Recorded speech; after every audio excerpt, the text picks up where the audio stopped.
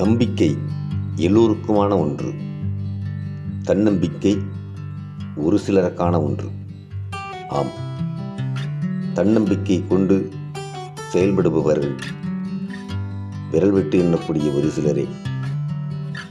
அப்படித்தான் வித்யாஸ்ரீ தன்னம்பிக்கையோடு இயங்கி வருகிறார்.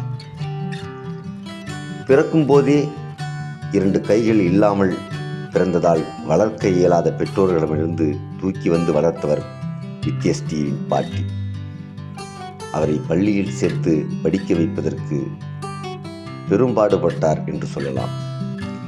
கைகள் இருக்கும் பிள்ளைகளையே பள்ளிக்கூடத்தில் சேர்த்துக்கொள்வதில் பல்வேறு சிக்கல்கள் இருக்கும் நிலையில் 2 கைகளும் இல்லாத நிலையில் பள்ளி படிப்பில் கவனம் செலுத்தினார் வித்யாஸ்ரீ.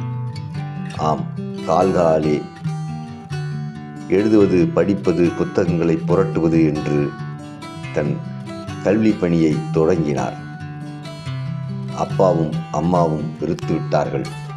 ஆனாலும் பாட்டி வீரம்மாள் துணையோடு தன்னம்பிக்கையோடு தொடர்ந்து செயல்பட்டு வருகிறார் வித்யாஸ்ரீ. ஆங்கிலத்தில் MA படித்து முடித்திருக்கிறார். அத்தோடு B.Ed படிப்பையும் படித்து முடித்த வித்யாஸ்ரீக்கு விழுப்புரம் மாவட்ட ஆட்சியராக இருந்தவர் தற்காலிக பணி ஒன்றினை ஊரக வளர்ச்சித்துறையில் வழங்கியிருக்கிறார்.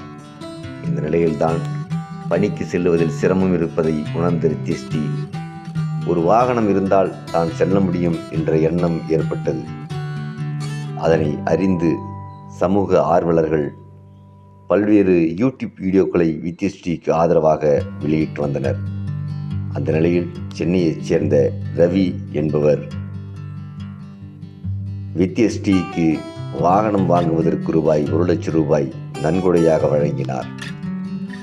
அந்த நன்கொடையை பெற்றுக்கொண்ட வித்யாஸ்ரீ சென்னையில் உள்ள சங்கர் என்பவரை தொடர்பு கொண்டு அவர் மூலமாக கால்களாலே இயக்கக்கூடிய இருசக்கர வாகனத்தை வடிவமைத்தார். சங்கர் இயல்பாக இதுபோன்ற மாற்றுத்திறனாளிகளுக்கு வாகனங்கள் தயார் பண்ணி கொடுக்கக்கூடியவர்.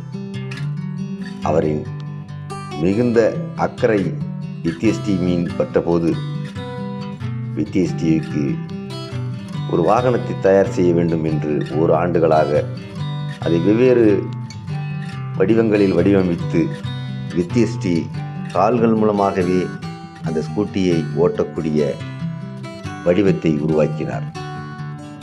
இப்போது தன்னம்பிக்கையோடு வித்யாஸ்ரீ அந்த வாகனங்களை இயக்கி வருகிறார். சார்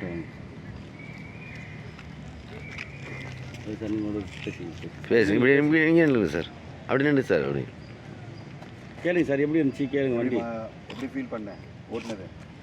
என்னுடைய மகிழ்ச்சிக்கு அளவே இல்லை. ஏன்னா இந்த அளவுக்கு நான் வண்டிலாம் ஓட்டுவேன்னு நான் நினச்சி பார்க்கல.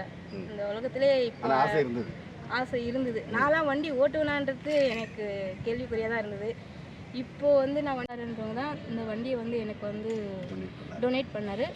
அதை வந்து உறுதுணையாக வந்து சார் ஜோதி சார் தான் எனக்கு வந்து ரொம்ப உறுதுணையாக வந்து இதெல்லாம் வந்து இன்னும் ஒரு முன்னேற்றத்துக்கு போகிறதுக்கு அவர் ஒரு காரணமாக தான். அதோட சார் வந்து